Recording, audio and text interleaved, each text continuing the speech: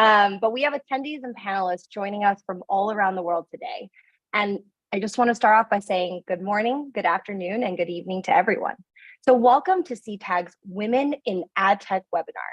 My name is Jocelyn Lowe, pronouns she, her, hers, and a proud second generation Taiwanese American.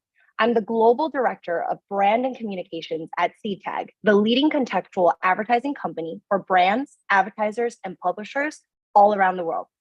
It is my absolute pleasure to host today's conversation around how we can take a more gender-responsive approach to innovation. You'll hear from a fantastic panel of female leaders that will be addressing the challenges women face within our industry and how we can make our space more inclusive for all. So before we jump in, let's get to know our panelists a little bit more. Kaylee, would you like to kick us off? Yeah. Hi, everyone. My name is Kaylee Groover. I'm director on the investment team and our media practice here at VaynerMedia. So a little bit about me. I'm about 6 years into the industry, started out at a PR agency here in New York, where I was a founding member of their paid media team, helping to make it more of an integrated agency.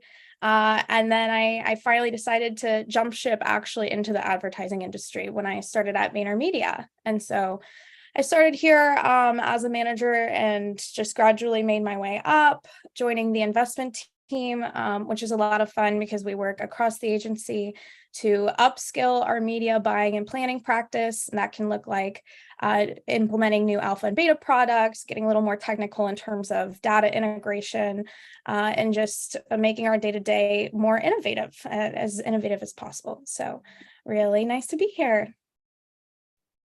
Hi, I am Alex Stewart, she, her, hers. I am a director of business development at the Trade Desk in New York. I actually started my career in Chicago, where I was an assistant and then account manager at one of the publishers.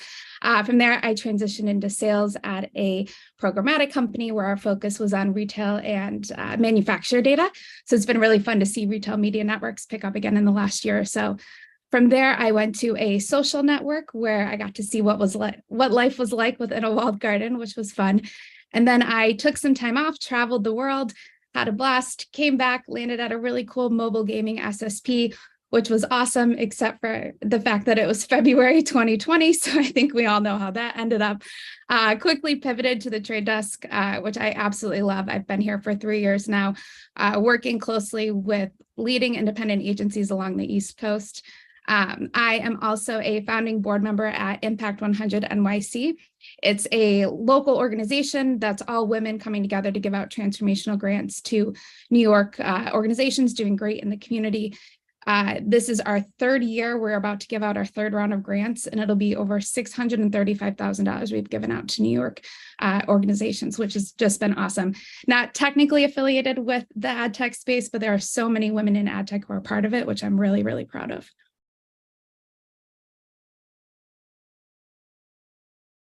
I'm already impressed. So happy to be here. I'm Anam Amin. I'm originally from Pakistan, but I grew up in Dubai and I'm currently based here. I lead on programmatic products and partnerships at Publicis Media MENA.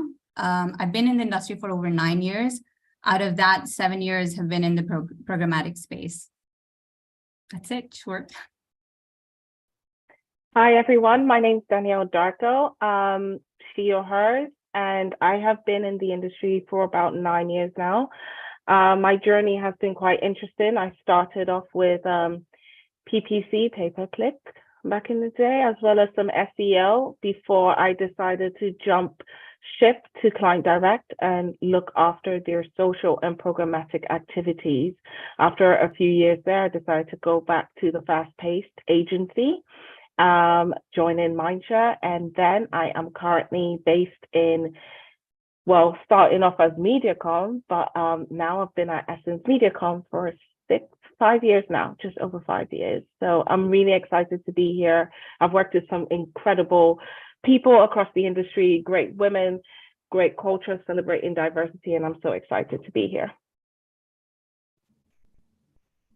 Hi, and I'm Michelle Sarpong, she, her, hers, and I'm a born and bred Londoner with Ghanaian heritage, but I currently work at the Seven Stars, which is the largest independent agency in the UK. Just for anyone that doesn't know what independent is, it's not owned by any group companies. I've been in the industry for about 15 years now. I feel like I've been the longest, but it doesn't crack, guys, it doesn't crack. But yes, so in terms of my kind of career, I've been lucky enough to work at some of the biggest holding groups. I started off at Groupe, moved on to Omnicom, moved into Dentsu, and are now working at the Seven Stars. So when I started off at the Seven Stars, I started off as a trading director, and you can expect there was very little females that worked in this arena. But then last year, I was lucky enough to be promoted and head up the display, audio, and out-of-home activation team, which is the first of their kind at the Seven Stars. So that's my background. Amazing. Now you know our impressive lineup that's here today. Why are we talking about this important topic? Representation of women in tech is still a huge struggle. In 2022, women actually only made up 28% of the tech industry. Not to mention, women were also heavily impacted during the tech layoffs. This is why there is an urgent need to take action to ensure that more equitable opportunities are available for women in tech. I actually recently came across an article that made me completely stop in my tracks. I was shocked by this stat. So according to the Women in Tech Network, it will take about 133 years to close the economic gender gap. Yes, I just said 133 years. And that is why it's so important for us to hear from women in the industry on how we can start making improvements today. So this leads me to our first question. As women in the advertising technology sector, how do you view the current status surrounding the marginalization of women in a professional space? I'm going to kick this off with Alex first. So if you would like to help answer that question, that would be fantastic. Yeah. So when I first entered the industry, I was an account manager at this publishing company, and it was a heavily female skewed organization. We had way more women than men, but any guy in the group seemed to move up a lot faster in these account management roles, because I think there's this perception that they were better at these more technical or mathematical elements. A former colleague of mine recently said that we tend to judge women based on performance and men on potential. And for me, I saw that really clear early in my career. It was not apples to apples, how we were evaluated, how we got to move up, which was a hard lesson to learn when you're right out of college and working hard to establish a name for yourself. Even my sister, she went to coding boot camp. She is a front-end web developer, and she's often still the only woman in the room, which is really hard. That being said, I do think we've made improvements. I look at the trade desk where I'm at now. There's this group called Technical Account Management, and there are so many women in that group, and they are amazing. They are brilliant. They're doing these incredibly complex custom solutions with APIs and working with solutions architecture. And it is so wonderful for me to see, 10 years after that original experience, just to see these women really thrive in these really technical and analytical roles. And no one bats an eye when it's, so many women leading these projects and women standing up, explaining all these really technical elements in a way that I think would have been harder to imagine when I first started my career. So there's a long way to go, I think, especially when you look at like C-level and the upper echelons of our industry to make sure we have representation. We are by no means there. Unfortunately, I think that 33 years is a little too easy to believe. But I do think we're making progress. And I'm really grateful that women who are new college grads who are entering the industry, the gender stereotypes are still there, but they're not quite as strong as when I joined. So I'm happy to see that. Yeah, it's amazing to see the growth that has come out of it. But like you said, it's still something that is a big step that we need to take every single day. And it's definitely a difficult battle, but I think that there's definitely improvements happening across the board. So second question, do you believe that innovation in technology helps further develop inclusion in the workplace?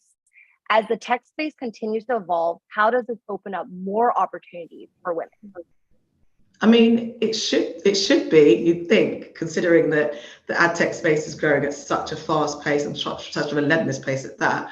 But in theory, it should be creating these opportunities for women to kind of progress, climb that ladder, have access to a seat at the table, but it simply isn't. And that comes from the fact that there's just not enough of us and women at the senior leadership stage or the decision-making stage at all. And that's not even based on like talent, let's be honest, we're amazing as a species, but it's based on perception. Because I think the age-old thing of like, actually you think of, if you ask someone, okay, who, like, name me a sex that actually runs an ad tech company, probably 90% of people are just going to assume it's a male. Same with like doctors, etc. There's certain perception issues around that. So I think that's the biggest challenge actually. But I must admit, in terms of, from my perspective and from Seven Stars point of view, we do have like 50% of our senior leadership are female. My CEO is a female, which is great. She launched the agency, so boss woman she is. But as also in terms of the ad tech space, we've got, you know, I'm head of director digital as well, so I manage that trading deals as well across the digital space. I'm a female in that space. We also have our head of PPC, our head of, you know, social, that are female. So I think, you know, why is that we're not, you know, taking up that space at mass market? We are making those step changes, and I think, like, you know, the Seven Stars are a perfect example. All my fellow females on this panel are making moves as well. So yeah. I think it's so great to hear that your company has more female leader representation already. I think that in itself is showcasing the fact that when you see someone in that space, it makes you also feel like there's more opportunity and chance that you can get there. And I think it's really important, just like you said, we are female leaders, right? So I would love to know, as female leaders in the workplace, how do you stay mindful of who's at the table and who's missing? And how do you facilitate a space for everyone? Yeah, I can take this. So I think two like superpower strengths, whatever you want to call it, that women tend to have are listening and then also awareness. And whether that's by, you know, whatever nature or by experience, I think it's super important. So whenever you walk into a room or you're sitting at the table or a presentation, taking a look around you and noticing who's there and who's not, and, you know, remembering essentially not just where you come from, but where those people might have came from, and prompting them hopefully to help contribute, to be in that meeting. So just having a heightened sense of awareness. I know a lot of companies have ERGs or employee resource groups, which really help, especially with diversity and inclusion. But one thing to keep in mind is the people who join the ERGs are actively raising their hand to say that they'll think about this. So those members, it's our job to remind people who, you know, probably do care about it, but might not have the time for an ERG, just to help them like remain aware of this on the day-to-day. One final metaphor I like to give is, in advertising, our job is to remind a consumer why our product answers their question. I think in terms of, you know, women in the workplace and ERGs in particular, our job is to remind our colleagues why including other women and diverse cultures in the meeting or in your everyday project is going to benefit the project overall. I'll just add to that. Honestly, I believe one of the signs of a good leader is that your teams function smoothly or even flourish, whether you're around or not. We basically need to look at ensuring that the teams around us are well-trained, well-equipped to grow in their individual space. It's so important to allow people to excel and show up in their own way, as long as we provide them the right tools, of course. I read this somewhere and I really love it. It was that communication is great, but comprehension is key. So to me, being mindful of people around doesn't happen in just one or two settings. It happens with your daily interactions, how approachable you are, how you collaborate and show up for people, how you adjust your methods to different learning abilities, and how you identify individual strengths. So it's important that I share my knowledge and my experiences, and I guide them, but I'm not always going to be around. So we must allow people to grow and adapt in their own unique way without any judgment. There's always a better way to do things. You just need to plant the seeds and be open to receiving as leaders. Yeah, I fully agree, actually. And actually wanted to touch upon something that Kaylee kind of mentioned in terms of actually one of our superpowers as females is listening. I think always listening to, you know, diverse talent around you as well, and making sure that, you know, you're bringing those voices to the table, because, you know, some of us do have access to, you know, certain tables, not all, but some, and then making sure that we're utilizing those points of bringing everyone of all levels, you know, thoughts and feelings to the table as well. I also kind of want to make sure that my presence is also felt when I'm in certain rooms as well, just so that, you know, I'm laying down the ladder for other people to come through in terms of people that look like me or, you know, have a similar background to me. I think it's important to make sure that my presence is felt in those spaces to allow then the others to come through. And I guess similar to what Anam was saying in terms of like, you know, being yourself, I think we do need to lean into our authentic selves as well. And that's okay, you know, me being, you know, whether it be being a Black woman or, you know, being a massive football fan or, you know, just naturally have it like being from a Ghanaian background. I think leaning into that space of authenticity is actually a superpower as well. And then it can actually open spaces up for, you know, other people as well. So yeah, I definitely think staying plugged into, you know, my mentees or, you know, the wider business as a whole, and actually helping bringing those voices to the forefront, because, you know, some people, I might be the only Black person they know, they might be the only person up that they know from East London who's born and bred. So it's making sure that those things are coming to the forefront and actually those voices and those uniquenesses are being heard as well. Yeah, that's amazing. I love that y'all mentioned why it's so important to include diverse perspectives, right, in the workplace. We've seen a lot of benefits. We've seen a lot of great things come out of hearing from different perspectives, and it can really change the dynamic in the room and making it a very successful one as well. So we focused on gender equality, but I think it's really important for us to expand this to include additional identities one might identify with, like race, economic background, gender identity, disabilities, etc. And that's referred to as intersectionality. So that creates another set of unique challenges that one might face. So I want to bring this back to our panelists. How does intersectionality influence our perceptions in the workplace? And coming from different backgrounds, how does that potentially change or differ across countries? Danielle, I think you got a great answer for this one, so I'm ready. So personally, I think we should just take a step back to understand what intersectionality actually does. It recognizes that identity makers exist. They do not exist independently of each other. So basically adds layers of complexity and unfortunately oppression. I think once you understand that key fact, you automatically will be promoting change. And promoting change leads to diversity. I, for one, I'm a firm believer that diversity literally can benefit a corporation in ways that matters to that corporation. Profit.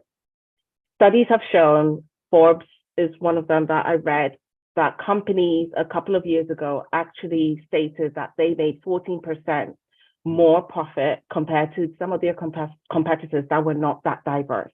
Because by bringing in other cultures different from yourself, other gender mixes into the fold, you can literally learn something. You're able to come together to have more of a unified voice representing the world today. You can come up with understanding different cultures, understanding some complexities in the market. So and also most importantly, you will have you will have people willing to work for you, stay longer for you, because there's a culture in the environment you've worked in. I, for one, have been very fortunate that everywhere I've worked, it was diverse. We had people from all over the globe speaking different languages. Like I only speak one, English, like I failed as a Ghanaian, but everyone else was speaking 3 to 4 different languages, coming from different countries, you know, so there was a lot of cultural mix, and it allowed us to understand as a global agency complexes in that market and language barriers we may have, and most important, gender roles amongst each other. That's a fantastic place to work. And I'm very fortunate that where I work continues to celebrate that. At the end of the day, our notion is people first, and that's what they want to promote. So of course, we're going to see people staying in our agency for more than 4 to 5 years. Of course, we're going to be seeing decent profit margins. And, you know, and when the market improves, you know, we will continue to flourish, all of us. That's my answer. I think what Danielle says is so important, and it's not only is it the right thing to do in every regard, but it also leads to better business outcomes. So when you take a step back, you're like, how can businesses not have this mentality and not move forward this way? And when you're at a company that doesn't celebrate that, it's really confusing and really hard. I've been in a position before where the working environment was so negative for me and for other women. That's where our focus really was. And it wasn't until after I left that I took a step back and really realized that it wasn't just hard for me and for other women. It was also really hard for my Black friends and my Indian friends and pretty much everyone who had any sense of diversity. It was a hard working environment. And I wish I could go back and tell myself this is a bigger issue. It's a more systemic issue. I think it's easy to be lost in our own experience when you're going through it. I wouldn't wish it on anyone, but I think for a lot of us, we will at some point in our career end up in a working environment that is a bit more negative than we'd like.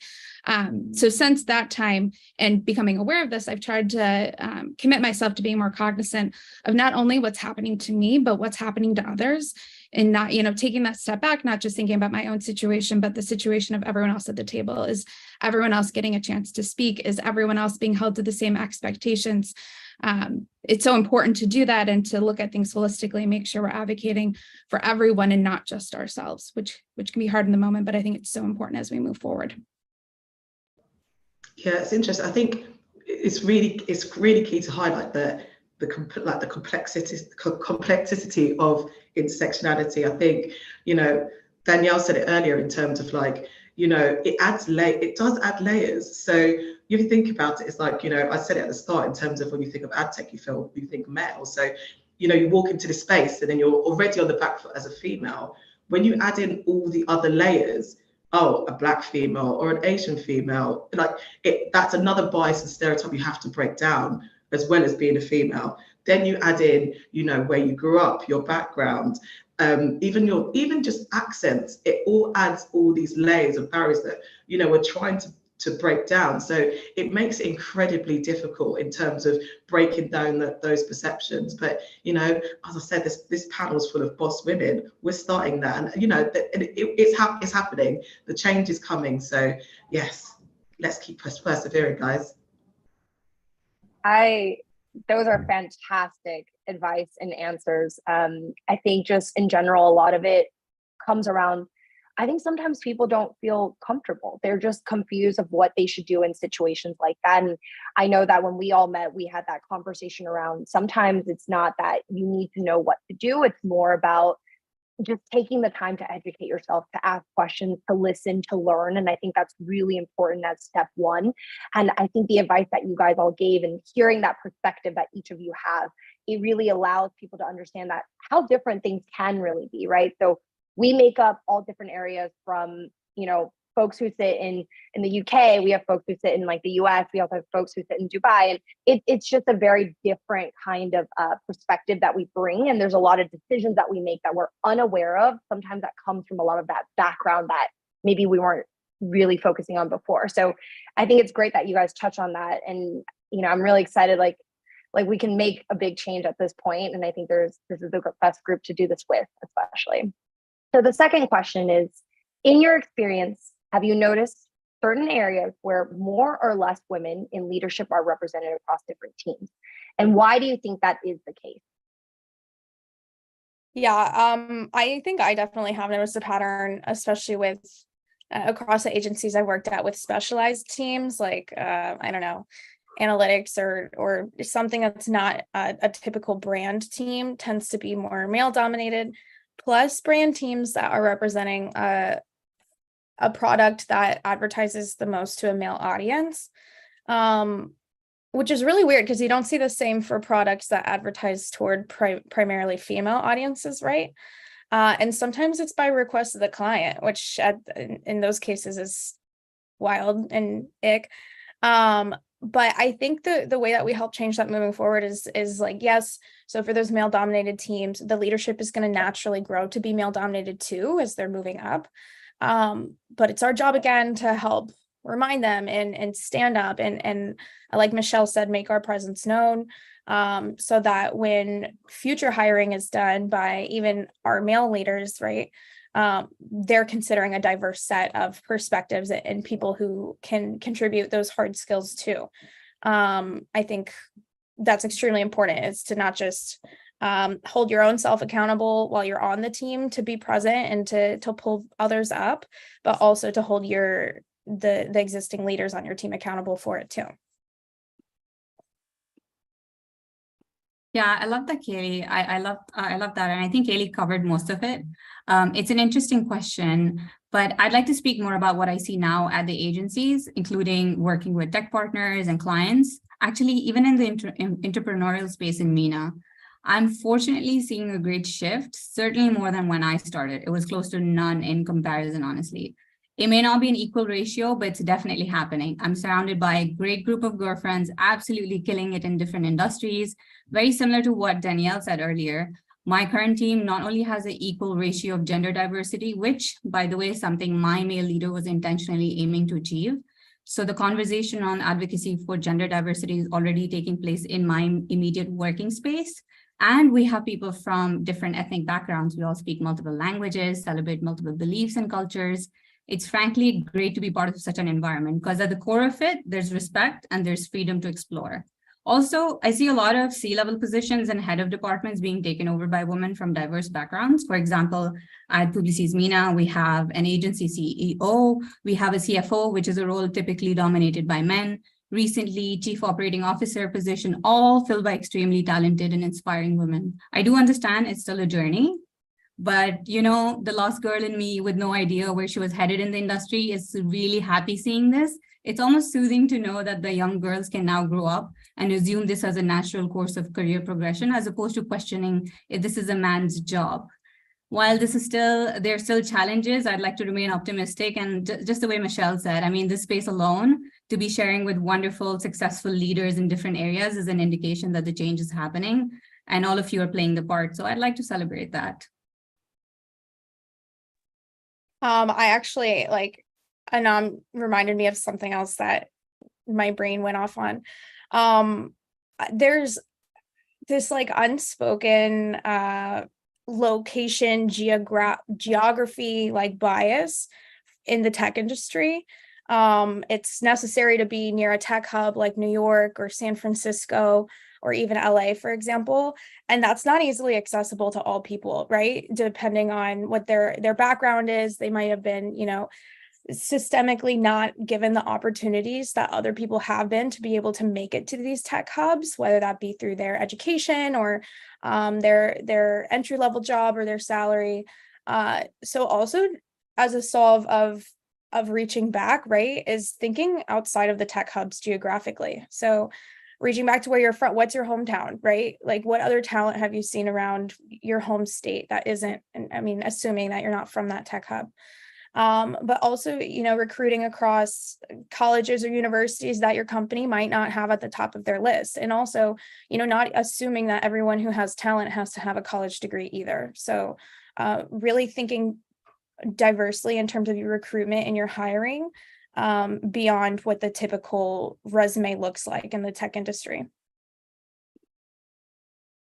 Yeah, those are all amazing points. I mean, definitely things to think about as we are hiring, as we're thinking of including more women in the space. I think that's already great advice on ways that we can do it. And I think also, as somebody who hires, it's really important to think about those things, right? So I love that you mentioned and touched on that point, and I think it's key. Now that we've heard all the diverse experiences and journeys of our panelists within the ad tech space, I kind of want to shift gears a little bit to what I think is the most important part of the conversation today, and it's action. So how can we work together to build a more inclusive workplace where women can have equal access to opportunities and resources? And more importantly, let's jump into the last two questions. So how do you believe women can support and empower other women in their organization? And how do you practice these approaches? And how do you be a better ally? I think that's a really important question to answer, because I think action is the key here, like we said. So I'm going to hand it to Michelle to kind of answer that first. Okay, so the key thing is advocacy. and I'm going to say it again, advocacy, advocacy, advocacy, because it's so important that we start empowering each other. And that's as women as well. Like together, our voices are so much stronger. And I think it's so important. I think, you know, it's a hard road, and I think we just need to band together. I think, you know, I'll give you an example. I'll tell you a story. My CEO, I think when I first started at 7 Stars, my first week, she came up to me in the bar. She was just like, "I've got a bone to pick with you." And I was a bit like, what? I thought I was going to get fired, if I'm being totally honest. But 4 years later, I'm still here.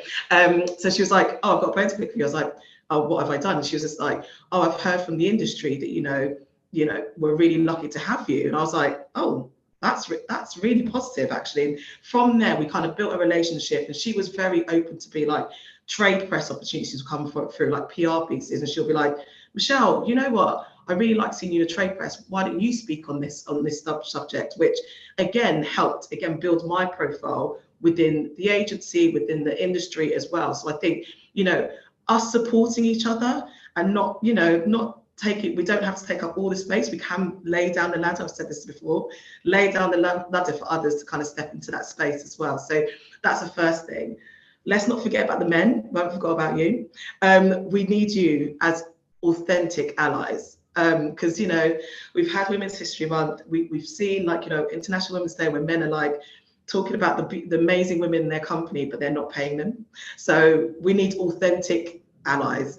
I think in my experience, where I've seen the most significant jumps in my career, whether it be pay, promotion, is having male allies. And we actually know, obviously, Jocelyn mentioned earlier about the 133 years, you know, it will take to kind of bridge that gap. With you guys, men involved, we can shorten that. I mean, I'm putting it out there, but it's so important. We all know about, you know, the important, like, how systemic racism is truly embedded in all society. And, you know, men are occupying the spaces that, you know, we want to enter. So to get there and to break that down, we need their support. One thing that Michelle said, and Anam mentioned it earlier too, is just about women who are in leadership roles ahead of us, supporting us. I think that we can also support them, you know, as they are further along in their careers. We can help elevate them. So when you see women leaders in your organization speak and, you know, hold these leadership roles, be vocal about how much you appreciate their leadership. Go to their panels, go to their office hours, make it known that you appreciate their perspective and their leadership and the great job that they're doing. Anything we can do to help elevate them and help them break those glass ceilings ahead of us is only going to make it a smoother path for the rest of us behind. So helping the women ahead of us, I think, is incredibly important. And then, of course, helping the women who, you know, are coming after us and are climbing that ladder with us. So I'm a huge believer in mentorship, and I've, you know, benefited greatly from people advocating me throughout my career. And I want to be someone who pays this forward and helps those that are starting off, you know, at the beginning of their careers as well. So throughout the years, I've been part of a variety of official and non-official mentorship programs. I know at least one of my former mentees is on the line today. And one thing that I don't think I realized when I was younger is that most people are really thrilled when you reach out. They're really honored.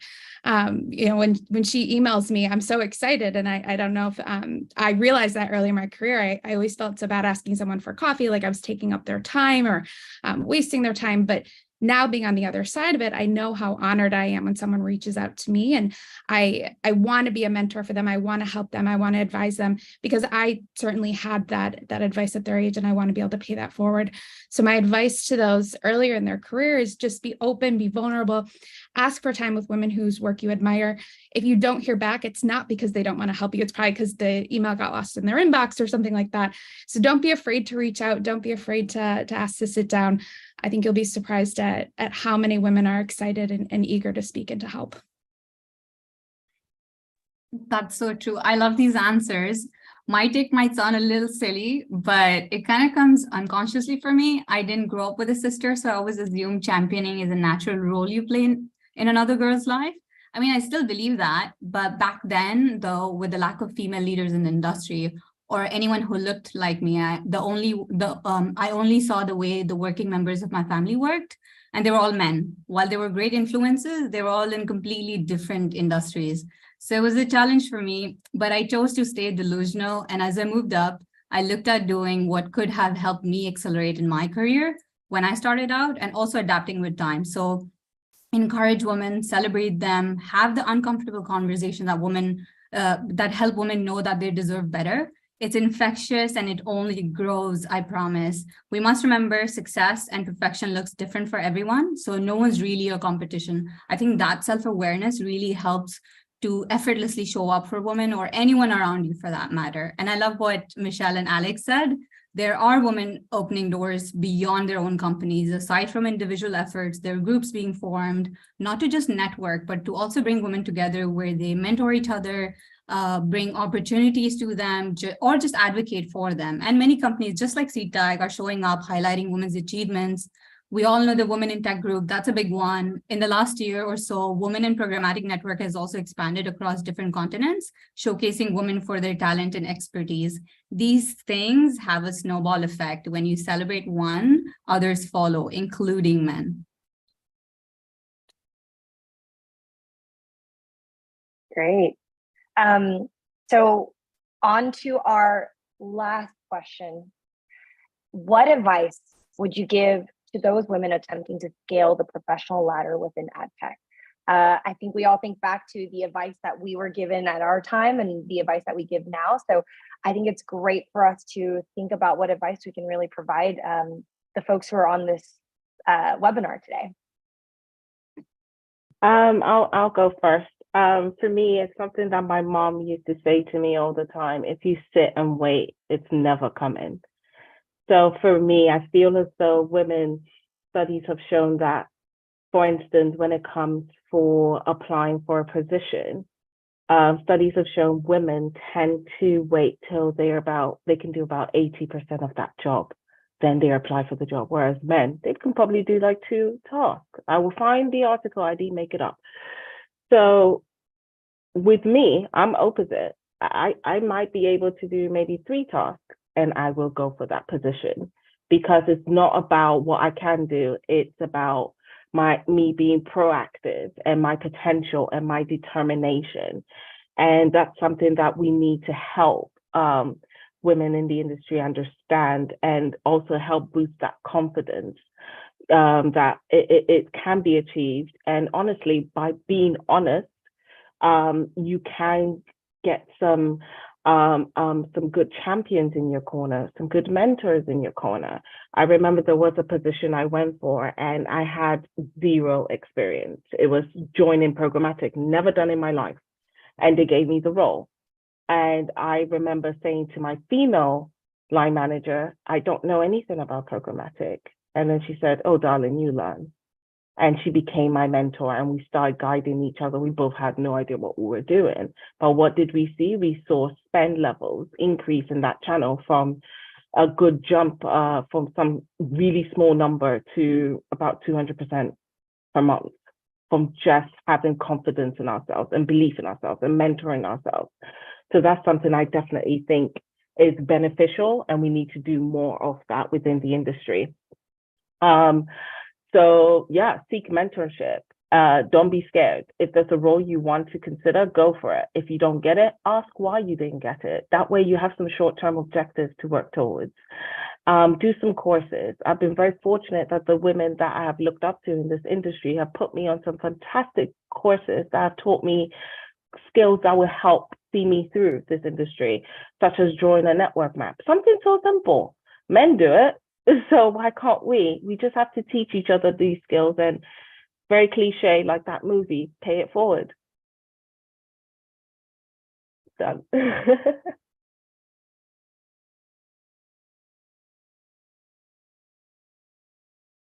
Awesome. Who else got some advice that they want to give out here? I do. Yeah. So let me just go motivational ham real quick, or I'll try. Listen, okay, this is for the ladies that are tuning in, or the female identifying people tuning in. Listen, do not discount yourself before you open your mouth. Do not discount yourself before you walk in the room. It's so easy for women to have a heightened perspective of how other people are interpreting them, but 9 times out of 10, it's incorrect, right? You are there because you were asked to be there. So stay. Don't discount yourself. if regardless of what your job title is, how long you've been there, what your age is, what your gender is, like your perspective matters. And there have been a lot of meetings since I've been, entry level that I've been in, and I've made a point to throw an idea out there, and they've been absolute crap balls. Like, who cares though? Nobody who's been in any of those meetings where I threw out an idea that at the time I thought was good, but maybe wasn't because I was a little too young to understand. Nobody remembers that, right? What they remember now is I'm on the Seedtag panel. So one day you can be on this Seedtag panel if you consider to embrace your energy there. Remember that your seat matters. You're supposed to be there. Don't discount yourself. And one thing that Danielle said too that I really loved, what was it? If you wait for it, it won't come. So my version of that is you get what you ask for, which means that you don't get what you don't ask for too, right? So when you go into your annual review or your salary adjustment, or you're interviewing for another job, ask for it because you deserve it, right? Imagine the person that you respect the most, that's about the same level of you, whether it's a male or female, are they going to ask for it? Probably. So you should too. Don't be nervous about it. You get what you deserve. Make sure you ask for it. And that's my my little spiel of advice, just to, whether you're faking it or not, which of course all of us are a lot of the time, just do it. You can.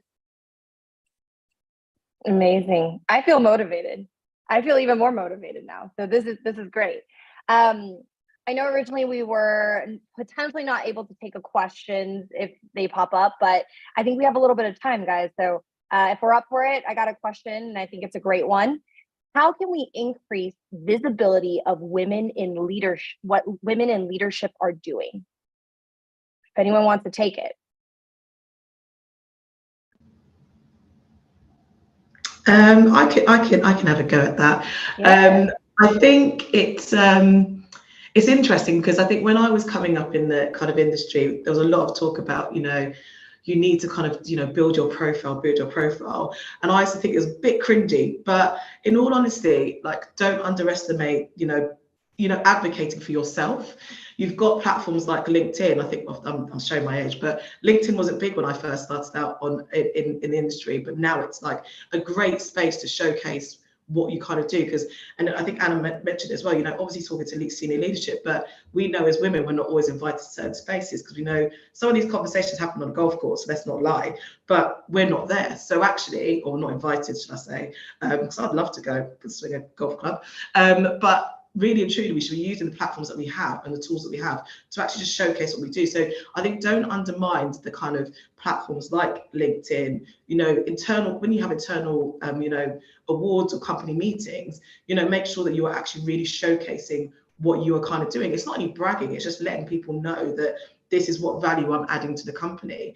And actually there'll be tidbits. You obviously need someone that advocates for you, like a manager, but we all know we're not always fortunate to have that person. So you kind of need to take, as Danielle said, can't sit back and wait. You need to kind of take your career into your own hands and make sure you're advocating across internally amongst, suppliers that you speak to, also on your platforms as well, just to make sure that, all what you're doing is being kind of recognized across the board. I have to add to Michelle as well that what she just said, that, advocate for yourself. I used to feel super shy, and I still get embarrassed sharing anything that I've done. If I've interviewed somewhere, if I've done done a good job, I always feel a bit embarrassed, like maybe I'm bragging too much. Everyone's doing a great job, so why am I showcasing that? So it's something that you have to overcome, because that's a lot of noise in your head. So yeah, I agree with what Michelle said, because I've been through that, and I was like, yeah, been through that journey. Even till date, sharing anything for me I get a little ick before I share it, but I'm like, you know what, I need to do it. This is for me.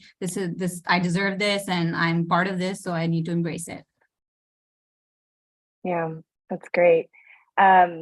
We have one additional question. It's going to be our last question from one of our attendees, and I think it's a great one to end on. How can men be better allies? One way that I think men can be allies is to amplify a woman's voice. So if you hear her share a great idea in a meeting and it's overlooked, or her have an idea and it's not taken seriously, say, wait a minute, let's go back to what Danielle just said. Like, can we talk about this further? Give her credit for the idea and make sure that people are listening and help elevate that woman and her ideas, her voice. All too often, I think we look around a room and it's the same people speaking all the time. So if men can take a step back and say, wait, I think Kaylee said something great yesterday, and I really want her to share it in this meeting here. You know, be a voice for us if we're not being heard. Make people listen. If you're fortunate enough where people are listening to you, help extend that microphone and encourage others to take a woman's voice seriously if they're not. I couldn't agree more with Alexandra. She hit the nail on the head on what an ally is. But, you know, they're not saying, hey, give me a promotion. They're saying, hey, be my extension, you know, be my supporter when I am right or if I have a good idea. Also, it's not just about what's happening in the board meeting, but also what is happening during social events, for instance. You know, include those females who usually would not get invited to such, because sometimes, you know, by social events you get to know people and build a little bit of a rapport, and that can benefit you in the office. So I totally support that, and I just wanted to add that point. And another thing as well that the men can do is, you know, for instance, sometimes you come into a meeting room, it's a table for 4, and yet there's 6 people trying to cram in. You know, if a woman is not present at that table and she's standing around, offer to get a seat dragged in to join in, you know, so the person feels they're part of that table. You know, it makes a little bit of a difference. Yeah, I'll just add, like, literally, honestly, this is the bare minimum. Just being there and caring. Like, it's so easy for human nature to attend the meetings and the talks like this that are relevant to them and their own experience, right?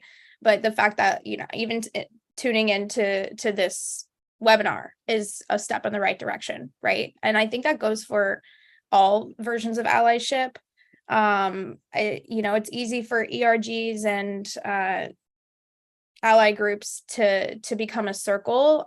So it's important though too for people who might not identify particularly with the subject of that ERG, still joining it to show their support and to listen to the perspectives, because honestly, it just makes you a better human moving forward. You're more aware, you're a better listener, you're able to understand other people's perspectives that you might not have otherwise. So I know it's like a bare minimum answer, but like even just attending these kinds of things that are making you more aware of how to be better out in the world is like big kudos. Awesome. I think that's it for our questions, but I would also really like to add and include this in there, is that it's really important to remember that you're not alone. You know, I think that's something that we've kind of discussed today, is that everyone's experience is unique to them, and the community within the ad tech space is really a great place to meet allies, just like our panelists here today, who really want to uplift female voices. And together we can actually continue to inspire and learn from each other. And I think that's most important for people and women and everyone to remember that that is key. So thank you to our panelists so much for bringing your authentic self to this conversation and sharing your personal experience with everyone. I know I definitely learned a lot from each and every one of you, and I've been very lucky to not only have the interaction today, but to be able to meet and chat with you guys before this. So I know you guys have even more advice and experiences I can really give. So I encourage the folks who are on the line today to either add everyone on LinkedIn, really think about the folks that are here to advocate for you as well. And also to thank our viewers for showing up, you know, by helping the industry take one step closer to building a more inclusive space by coming today is what you did. And we really, really look forward to growing together as a community. So until next time, I just want to thank everyone for joining and our panelists again. Bye.